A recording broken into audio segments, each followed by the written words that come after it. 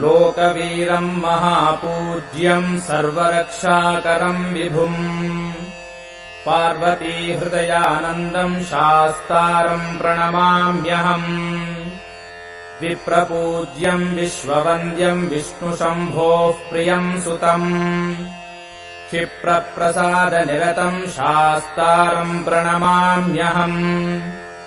मत्तमातङ्गगमनम् कारुण्यामृतपूरितम् सर्वविघ्नहरम् देवम् शास्तारम् प्रणमाम्यहम् अस्मत्कुलेश्वरम् देवम् अस्मत्शत्रुविनाशनम् अस्मदिष्टप्रदातारम् शास्तारम् प्रणमाम्यहम् पाण्ड्येशवंशतिलकम् केरळे केलिविग्रहम् आर्तत्राणपरम् देवम् शास्तारम् प्रणमाम्यहम्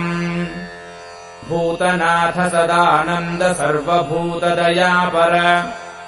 रक्ष रक्ष महाबाहो शास्त्रे तुभ्यम् नमो नमः।